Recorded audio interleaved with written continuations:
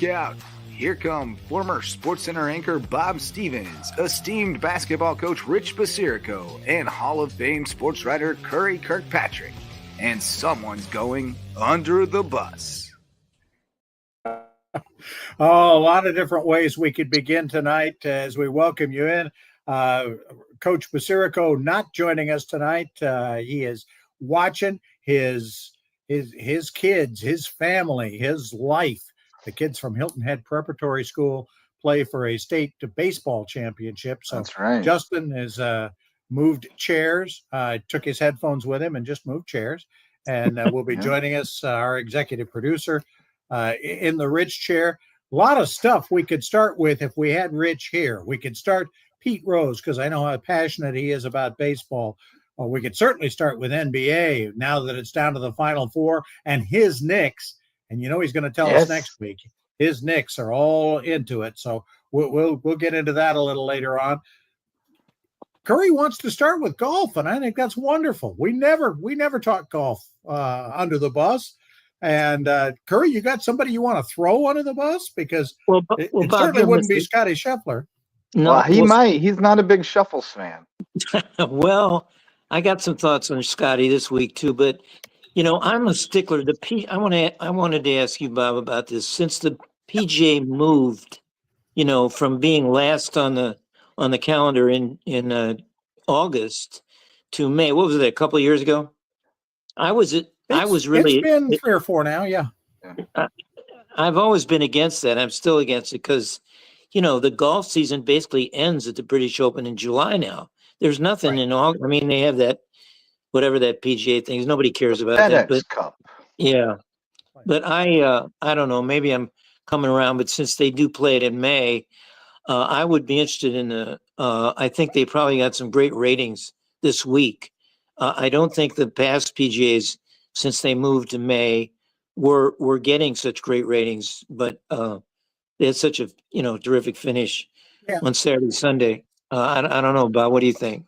Well, going from last to first, not first, second, I guess. Next they're to the not Masters. first. Yeah, they're in the middle of the Masters. Because the Masters. I think the good part of it, the best part of it, is something that the average viewer could care less about. You having it in May opens it up to most of the country being able to host one. When it was in August and you had them in the South. I mean, again, I spent a lot of years in Tulsa. We had a couple of PGAs and they were blast furnace hot in August.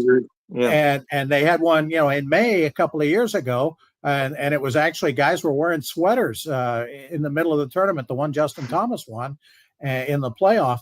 And I think that was the smartest part of the play is now the whole country is in the game. Texas could actually have a major championship, and they're going to. I think they get it next year or the year after. They get the PGA. And Texas, a huge state with tons of golfers, could never have hosted the PGA in August, and probably not the U.S. Open in June either. Well, that's a good thought. Before this thing even started, though, we had all this criticism of the course. Hunter Mann, I think it was, came out and called it the Kardashian of golf courses. It was beautiful and gorgeous on the outside, well kept, but had no soul or character. I didn't hear any. That is maybe. I didn't hear any bitching with the Kardashians, but we did hear from the course.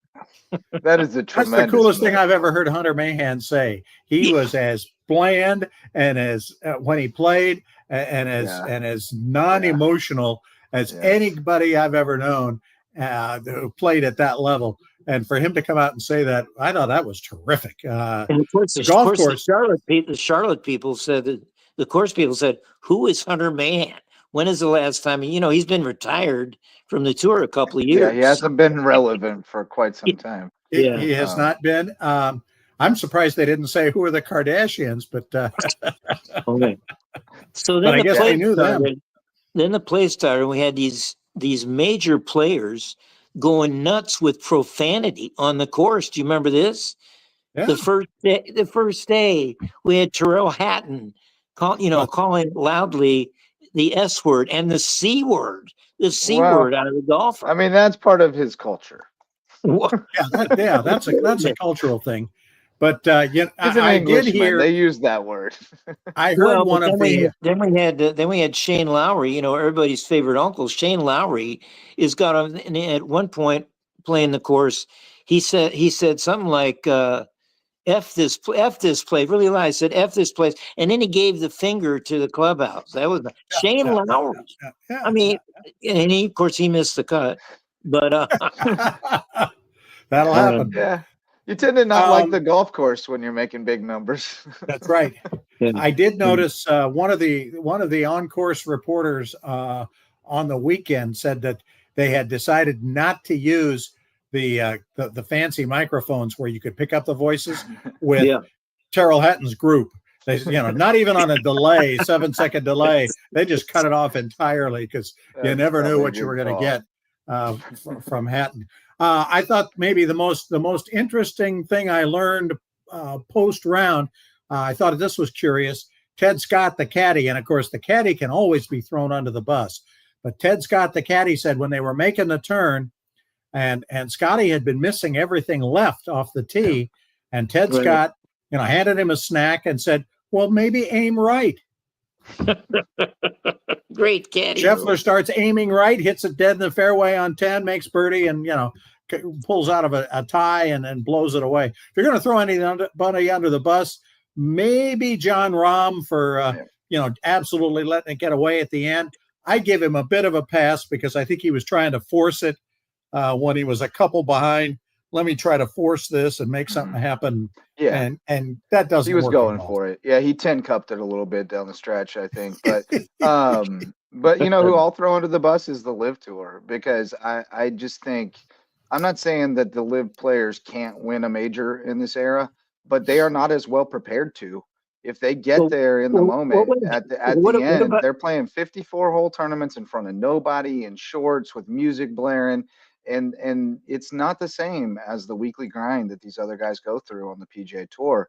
And it's a different environment. And I just, again, I'm not saying they can't win one. Koepka won one. Bryson DeChambeau won last year. I'm not saying like that era is gone, but I think it's harder when you're in contention to do it when you haven't been playing that kind of pressure and competition. Well, Justin, DeChambeau is the defending U.S. Open champion. Right. And at this tournament on Friday, he was leading this tournament on Friday, going after 16 holes. And he was still a factor in the late stages, really. He was leading it on Saturday. Saturday at one point. Yeah. I mean, I kind of disagreed on that. But I think they didn't win it. No, you're right. I just don't think it prepares you to win in those big moments. That's what I'm saying. And obviously they have. So, but I think it's harder to break through if you haven't been sharpened by iron. But we can come up with much better reasons to throw the Live Tour under the bus. Well, sure. As well. Sure. Well, I thought, we might get a free plane out of the deal. Yeah. I've often called Scotty Scheffler and rather than Scheffler because, he seems there's no emotion there. But I think this is a tournament that he turned into a human being.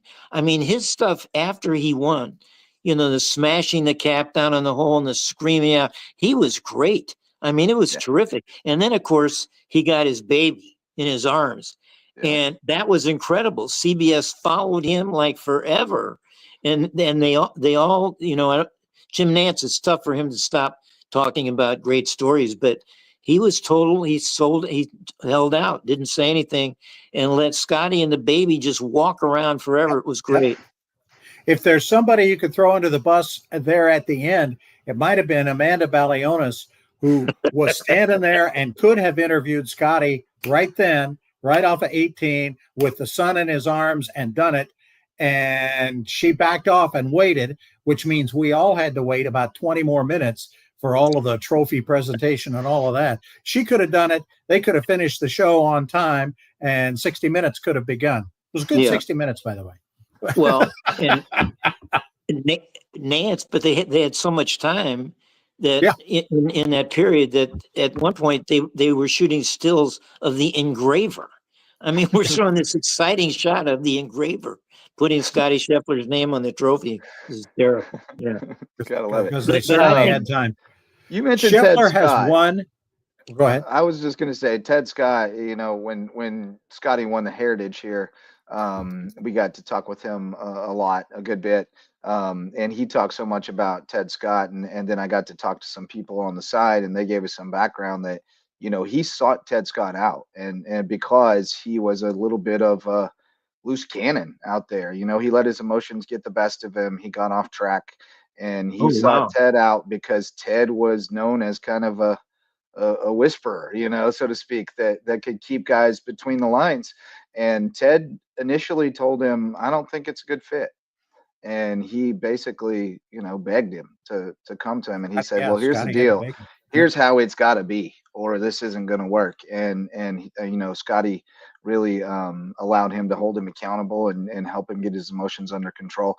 And then the reason why he doesn't show too much emotion, I think, Curry, his dad told us that he had a hard time with that early in his career, so he really has to put on the blinders, and he has to block out everything that's happening out there, what people are saying, what all that stuff. It has to be on the outside. And so I think that's why he's been more guarded with his emotions. But I think the kid, it brings out a different side of you. I'm excited to see where he goes from here.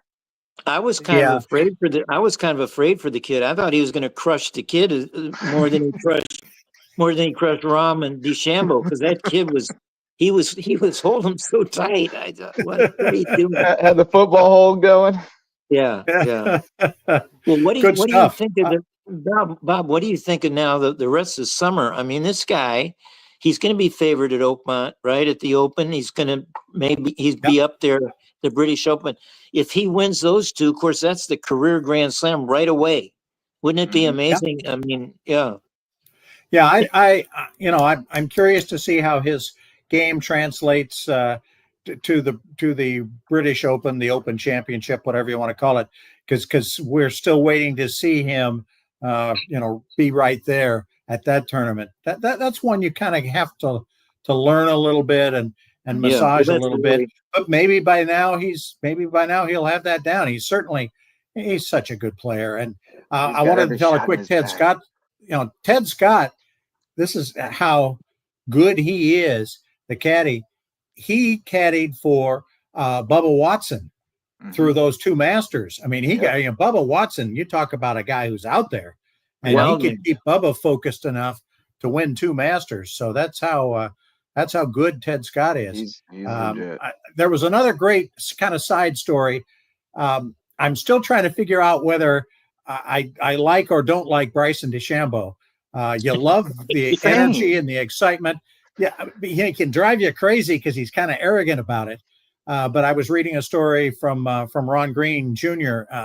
That earlier in the week, DeChambeau was going to do a talk in front of a big crowd of supporters and whatever.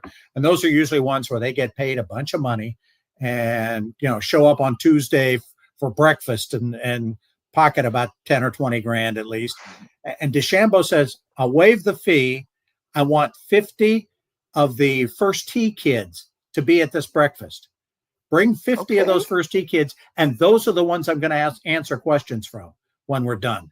I'm not going to, you high dollar folks, come to the breakfast. That's fine. But I want some kids, and I want to talk to the kids. And that's what he spoke to. He spoke to the kids about whatever it was they were into, whether it was music or art or writing or whatever, to be passionate about that and try to get 1% better every day. And that was kind of his message. So I'm having a hard time not liking Bryson DeChambeau for that and for his honesty. I mean, he said, hey, I got too emotional and I kind of let it get away from me here in a couple of spots. Well, how about Rahm's post-match press conference? Did you see any of that? I mean, it was one of the greats. He admitted getting nervous. I mean, he admitted to nerves, and it exploded on him. And then he kind of went the other way and said, "But I'm not going to, kill myself over this. It's just another day. I'm going to get up." And it was terrific. Curry, really that's why you should have covered golf. Curry, if you'd have covered golf, you'd have had a better career. Your insides would be much better. I because did these guys some are golf. really smart. You're more like Dan I Jenkins did the was. British Open twice, Bob. I did the Okay. British Open. I did the U.S. Amateur. I did everything that Dan Jenkins didn't want to do. That's what I did. Well, let's throw Hey, Dan Curry. Jenkins under the bus for making Yeah. you cover tennis instead. What a legend. What a legend. I got Good one other stuff. thing before we move Yes. on from the PGA, because did you guys see Tommy Fleetwood's shot? This thing, Oh, off is, the rocks? This this is thing great. is This is insane. great. Eagle on the rocks. You ever had a bounce like this, Bob? No, Ever had a bounce that good? Oh not There's my that the good. There's the bounce. And he makes the eagle putt. Unreal. Tommy Fleetwood, by the way, was on my fantasy team Oh yeah, how'd they this do? week, and my fantasy team, out of over 700 entries, finished like 490th or something like that. Coach Basirico finished in the top 10. Did he get any kidding money me? for that? I think he's maybe in for a little bit of a payoff. Like Yeah. sixth place got $1,000. So I think Rich is buying next time we go out. Okay. I had Mick Fleetwood on my fantasy team, so I didn't get him. Justin had Cadillac Fleetwood on his. Yeah, I didn't get around to doing fantasy for the Masters or the PGA. I'm slipping. Or the Heritage. Yeah, it's just a pool. Anyway, Yeah. hey, let's take a break. Let's come back and talk about, to me, the big story of the week. Maybe I don't know whether it's the NBA Final Four or Pete Rose maybe given a chance to get into the Hall of Fame. We'll get into both of those when we come back and throw somebody else under the bus. This brought to you by Hudson's on the Docks.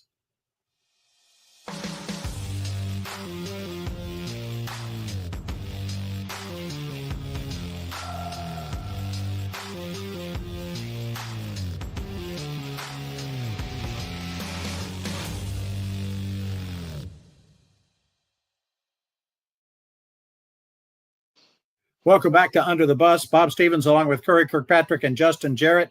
Coach Basirico watching high school baseball tonight. Dolphins have the lead now, by the way. They've rallied 5-3, top of the sixth. There we go. So we get updates on that. Let's go NBA. And I know the coach would be all over his Knicks making it to the Final Four. But what a great foursome of teams that have not won in a long or at all, or at least in a long, long time. New York, the most recent champion of the Final Four, really? 1973, when I was still in high school. Curry, you were still at UNC? No. I was crazy. As I was out for a few years. You forget how old I am, Mike. I got my boys. I guess so. I wasn't even a glimmer in my daddy's eye. I thought, Curry, you were still on the 7-year plan, though, weren't you? Well, Carolina? Yeah, at least. But the main thing I love about this is that for the 7th year in a row, NBA is going to have a different champion. Yeah. That to me is amazing when you see all the other pro sports. In the first 70 years of the NBA, 7 teams won 77% of the championships. Well, yeah. Well, the Celtics won about 70% of them. Right? Yeah. You're talking, but I think that's so neat that you've got so many unknowns. I mean, Indiana has been close a couple of times. Oklahoma City and Minnesota, of course, new deal for them. This is going to be fun. Who wins this thing? I mean, I was on Minnesota the last time I sat in for Rich on the record, so I'm sticking with them. Oklahoma City is obviously the best team over the course of the season by a pretty good margin, but nobody's talking about Indiana, and that kind of gives me pause because they're a pretty well constructed team that was in that Eastern Conference final last year, and Carlisle's a heck of a coach. I think it's wide open, man. I think it can go either way in both series. I'll stick with Minnesota since I'm on the record, but I think anybody can win it. Curry, were you surprised at so many kind of lopsided games in all of these series? I was stunned. Denver and Oklahoma City had been tooth and nail for 6 games, and in Game 7 is a 50-point game until the last couple of minutes. It's crazy. Well, Oak City had beaten them by 35 in one of the earlier games also. But the thing that reared its ugly head, of course, in these playoffs is the injury bug. And I hate to break this to Knicks fans, but I'm going to put as just an observer here. I want to put an asterisk on there and an asterisk on Minnesota. As a matter of fact, when Jason Tatum goes out and when Stephen Curry goes out, it's like, Yeah. you're just watching the games. You know who's going to win the series. Cleveland had to play without 3 starters and for a couple Cleveland of the too. games. Cleveland, Yeah. sorry, I Yeah. always forget Cleveland. Sorry, Bob. That's okay. But I know Knicks were ahead when Tatum got hurt, and so they're probably going to go up 3-1 in that game 4. Right. And then they go back to Boston and Celtics emotions blow out the Knicks. But I think if Boston has Tatum in game 6 in the Garden, I don't think it's going to be a blowout. I think it's going to be really tight squeeze. So I'm not going to asterisk is pretty strange, but I think the Knicks with all the stuff about Brunson, who's their closer, Towns really played wonderfully in that series, especially in game 6. And I think he's the key to the Indiana New York deal. If he Regionally, plays I'm gonna go Oklahoma City, but I'm impressed with what Indiana has done, and those folks. That'd be good. Be good for Indiana to be good at basketball at some level. Yeah. Been a while since they've been there in college. Well, they got Caitlin in town now too, Yeah. so Caitlin, it's all on the up. Well, Let's talk WNBA. The kid Halliburton is of course the Eastern answer to Gilgeous Alexander. He is really good at Halliburton. Nice. I think he kind of controls the game. Fun fact: Rick Carlisle. Pretty sure I have his number in my phone because he was on the same show you were on, Curry, Red's Barbershop, with my friend Tony Bruin, Syracuse legend. Tony and Rick are buddies, and we had him on last year, and he was terrific. But he told us that Tyrese Halliburton was the most underrated player in the league, and you better look out. And he was proven right on that front. That man has had a hell of a season. Call him up. See if he'll do your show this week. Well, yeah, probably not this week, but I did have breakfast with Red on Sunday, and he does plan to hit up Rick for another round after the season winds down. Well, I've got a Rick Carlisle relationship because I covered him. This is how old I am. I covered him at Virginia, and I got to know him there. And he's a very established, terrific pianist. Plays the piano all the time. He's a concert guy pianist. And when Virginia would go on the road, and guitarist, right? Yeah, well, everything. Of course, he's a big buddy of a lot of musicians, but especially Bruce Hornsby, Yep. who lives in Charlottesville and is a good friend of mine also. So when Rick Carlisle was in college, Virginia would check into hotels on a road trip, and the first thing he'd go to the ballroom and try to check out the grand piano. And go play. I mean, that's, I've always known that about. And of course, so he's this really terrific musician. And then later on, I would meet him at a backstage at Bruce Hornsby's concerts because he's a really close friend of Hornsby. And so that's how I've kind of, kept in touch with Rick through the years. And of course, we didn't even mention, he's a championship coach. He won it all with Dallas with Nowitzki. A few years ago. So you're right about Indiana. I mean, I wouldn't be, I think the Knicks against Indiana is going to be a terrific series. I think the fact they have the home court might be the difference. Mm-hmm. How about Reggie Miller doing the games? And Spike's going to be there courtside quite a bit. That could be more stuff going on off the court than on it. When the two of them that's still got to be my favorite NBA moment of all time. Just unreal. I was a big Reggie Miller fan as a kid, and I was watching that game, and that was unbelievable. Just unbelievable. Shoot. He could well, shoot of course, rock. of course, we're talking about an Indiana Pacer guy, and you mentioned her briefly, but speaking of WNBA in Indiana, you mentioned Caitlin. How about the confrontation again with her old buddy from college, Angel Reese, the other night? Did you guys see that? Yeah. No, I did not. But Caitlin doing a little shoving, huh? Well, Caitlin did a hard foul on Angel under the basket, and basically she just slapped at the ball, which was in Angel's sort of waist high, and Angel Reese goes flying and flopping somewhat, I thought, and then gets up and she wants to fight. I mean, she's always wanting to fight. I think Angel Reese always wants, especially when Clayton Clark is on. But I mean, it's like going to be a fight, so they had to hold her back. I mean, it's so funny. And then afterward, There we go. Caitlin Clark said, "Oh, it's just a basketball play. Here, you got it, Justin." And Yeah, that didn't look like anything. no, Clark said afterward, "No, it's just a basketball play. Don't make anything out of it." And then they asked Angel Reese, and she said it was a basketball play too. Well, I got a question for her. If it was a basketball play, why do you jump up and want to Why'd fight? you get up like you wanted to fight? Yeah, what's the story here? I mean, it's a great wrestling. Here she comes. Hold me back. She wants to throw down. Yeah. There we go. Let's take another look. She goes, yeah, I mean, Look she at got that. her hard Look at across that. the arms, but Come on. The that arms wasn't anything. flailing Come out. on. That's a That's flop. nothing. Yeah, that's a Speaking flop. of, could she become the Charles Barkley of women's basketball? Oh, yeah. Remember how people hated Barkley when he played? You know, he wasn't the cuddly teddy bear funny guy. True. He was the bad guy. And Angel's gonna make a lot of money being the heavy of the scene in the WNBA. Yeah. Mm-hmm. I think that's a smart play by her. Well, I mean, marketing wise. every league needs heels, right? That's right. You gotta have heels. Hey, a quick under the bus. No, you know what? I'll save it for the end. Let's take a break and let's come back and talk Pete Rose and the Preakness, which naturally have to go together.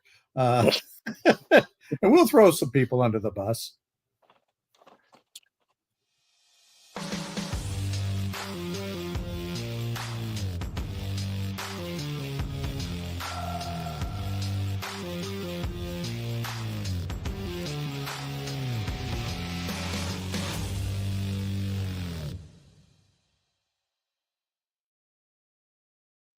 Again, we welcome you back to Under the Bus. Bob Stevens, along with Curry Kirkpatrick and Justin Jarrett.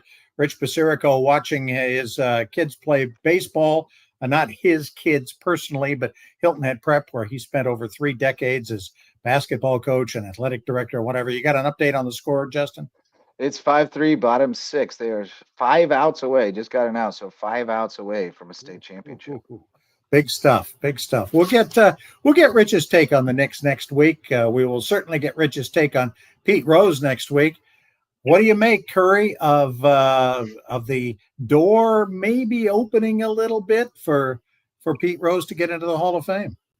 Well, first of all, Basirico has gotten more attention on this show than when he's on it, so that went great. Thank you, Angel. Yeah. I kind of have always been, especially in the latter years, for Rose getting in the Hall of Fame, forget all this other stuff. Put it on the plaque, put it on the story of Rose. When you put his story in the Hall of Fame, put all the stuff that he did, and yet he still is this great hitter and should get in. Speaking of Dan Jenkins, though, his daughter, Sally Jenkins, who writes for the Washington Post, who's a good friend of mine, of course, she's been the most anti-Rose Hall of Fame writer of them all. And I read her piece the other day. She has me really, I have mixed feelings now. She wrote this amazing. Sally can do that to you. Yeah. She can change your mind. Yeah. Well, she said how, Manfred has been a coward and he gone back. I think this was only done because of Trump. Trump had that meeting with Manfred. Yeah. Trump had the meeting with Manfred, and then all of a sudden Manfred has Pete, getting back. I don't know. I guess he's afraid he's going to be blasted on Truth Social, or Trump's going to take away the antitrust exemption from baseball. I don't know. That's what he's afraid of. Yeah. Baseball. Yeah. Baseball's got some important times coming up in the next couple of 3 years, and Trump could really make it easier or harder for him. It was a terrible way to do this, especially, if you're really going to think seriously of it, do it while he's alive. I mean, that's what the thing was to me. But I think that was deliberate, right? And even in Manfred's sort of comments on it, he was kind of saying that now that there was no more danger of further harm to the from a dead person, baseball or whatever. Yeah, from a dead person. Well, Sally had about 4 or 5 paragraphs on that one. Yeah. Well, I mean, because one of the things you're dealing with, Pete, is some allegations of, underage girls and things. Of course, So yeah, yeah, those don't die with the person. Somebody can always come forward and no, add to that tale. I'm with you, Curry. Like I felt weird to walk through the Hall of Fame and the all-time leading hit king is not in there. It does feel like he should be documented there in some way. Well, he is. And The Hall of Fame talks about the thousands of Pete Rose well, that's true. Yeah, items that's true. that they That's true. have. Yeah, But no, that's true. I, I But mean, I don't know. I'm torn on this whole character clause at this point because it feels like we're moving the goalposts all the time. And the reality is, we all know that there's a bunch of people in there that are not of the yeah, highest character. It just wasn't out in the press. And yeah. so I don't know. I'm torn. And then you get into the whole steroid era where we're keeping some of the greatest baseball players of all time out when they were really just playing the game in the era they played it. And so I don't know. I'm at a loss at this point. I've twisted myself into pretzels on who gets in the Hall of Fame and who doesn't. well, Well, what I think is curious is that now it's pretty much would be up to the players, Right. the veterans committees to put him in and actually even to take care of the steroid guys. Hmm. Are the ball players who Right. respect Pete as a player, are they going to put him in? And so Right. a little bit I've read say, boy, they are really split. And to Yeah, get 3/4 of them of whatever committee he goes in front of to say, yeah, let him in is not going to be easy. No, it's not a given. yeah, he Where do you think wouldn't. they're setting the odds? And do you think Pete would bet for or against? That's right. Too bad Pete isn't alive to give us the thread, to give us the line. He wouldn't be the first sleazeball in the Hall of Fame, though, as we know. No. Right. But I mean, Mickey Mantle's in there. well, don't tell Bob Costas that Mickey Mantle's a sleazeball, okay? But you're right. Pete would have had some good odds on what this would be. Bob, I'm like you. I'm not sure that he's going to get in on the first vote. I mean, there's a lot of anti-Rose sentiment among the older ball players that he doesn't belong in. Yeah. I mean, as they say, hey, he walked into the locker room every day. And Curry, you've been in enough big league locker rooms. The sign is there. I saw it every time I walked into one. And the sign is there. Don't bet on baseball. Yep. And he obviously thought he was better than the game. And I think that's what these guys are thinking too. But Well, and then the way he Justin, as you just said, I'm sorry, spread it Justin around is, like a martyr was crazy too. well, Justin, as you said, I mean, now we're splitting hairs on some of these guys, like Barry Bonds. You want to, was he a Hall of Famer before he took the drugs?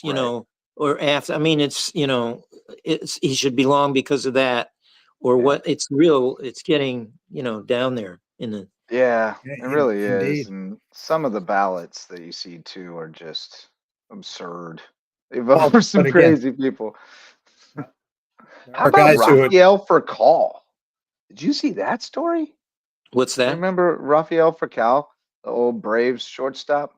I got to look this up because the headline was wild, and I never saw a follow-up on exactly what he did, but it had to do with charged with throwing a missile into a dwelling or something. He threw rocks at another man during a road rage incident in South Florida, and he was charged with aggravated battery with a deadly weapon and throwing a missile into public or private dwelling. That's a great charge. Yeah. It sounds like a Dallas Cowboy. I don't think he's going to the Hall of Fame. Ever seen a comeback like that comeback at the Preakness? Where journalism's making a comeback in the last few hundred yards to beat Gosger, who is actually named for a baseball player. Jim Gosger played back in the 60s. We had his baseball card. Yeah. But anyway, Gosger doesn't look over his shoulder. And I just thought it was fitting that, journalism won at a dying track in a dying sport. Well, I think town where the papers aren't doing well either. Yeah, exactly. Yeah, that was quite a race by Gosger himself because he was told nobody cared about him, the last choice, right? And Right. yeah, he. You're saying nobody had that exacta? Probably I not. don't think so. I don't think so. Maybe Hey, he's I, in quick, heaven. we haven't talked NFL. I got one quick NFL note to throw in, and this nobody goes under the bus for this, except maybe people who owe Brock Purdy money. He was making $930,000 a year for his first 3 years. He signed his new deal. He will now be paid $53 million a year, from less than one for a year for his first 3 years. The 49ers are now paying up like a 5-year, $250 million deal. I'd say that sounds irrelevant to me, but in fact, since he was Mr. Irrelevant, Yeah. I begged Sports Illustrated countless times to let me do a story on Mr. Irrelevant. After they had the draft, and just go do, because they have all these parties and stuff for Mr. Irrelevant out in California, and we never did that story. That would have been a great story, Absolutely. especially if it was Purdy. Yeah. Yeah. Wow. Good stuff. $53 million a year. And they Yep, play yep. 17, so he's getting $3 million a game. And they have the easiest work. schedule, by the way, according to NFL That's right. experts. 49ers have the easiest schedule this year. Yeah. That's right. Yeah. Last guy's Good luck under the if you can bus. get it. Justin, got anybody last to throw under the bus? Oh, geez. Man, you put me on the spot, and Who's Hilton Head Prep playing today? Throw them under the bus. What's that? Who's Hilton Head Prep playing tonight? Oh, Orangeburg Prep. Well, they've got They're they're down to their last 3 outs, so Well, I don't want to prematurely under the bus them and jinx the Dolphins, but and I can't throw Rich under the bus for going and supporting the kids. That's awesome. If he blows his lead, he's going right under. Yeah, you think they're putting him in to close it out? You think he's the closer? Curry, any last folks under the bus? No, I think I've had my share tonight already. All right, let me do one for all three of us, and it'll work perfectly. The Toronto Maple Leafs. Oh my God!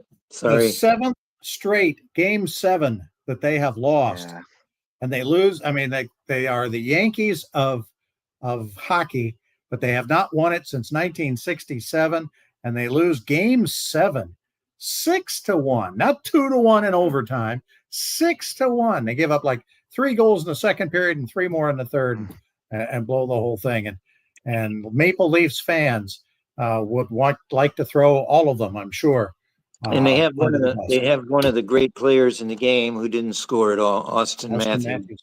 Yep. And he was practically in tears after the game. It's, will they ever win a 7th game? Will they ever get back to that position? Who knows? Hey, I am a Edmonton Oilers fan for sure. I want a Canadian team to win, and there were 4 of them in a little while ago. Now there's just the one. So root for those Edmonton Oilers as we finish things up. Well, we've also got our sort of hometown team, the Carolina Hurricanes. I know Curry and Worldwide West went to a game together recently, and they're still in there. So they were the Whalers. It's not the Oilers. The Whalers. What happened to the Whalers? Hartford the Whale. You gotta love the Whale. That was the greatest logo. That had to be the greatest logo in professional sports, right? Worldwide loves his hockey. Worldwide he loves the Canes, man. Yeah, for sure. He loves the Canes. Oh, he was rocking the Canes jersey for Game 7 the other night, out in public, covering a baseball game. So, good stuff. All right. We will be back. Rich will be back. We'll all be back next week. I don't know if we can have a week as wild as this past one between Pete Rose and Scotty Scheffler and Angel Reese. You don't get much better than that. We'll be back to talk about it again next week when we throw all kinds of folks under the bus. Brought to you by Hudson's on the Docks. See y'all later.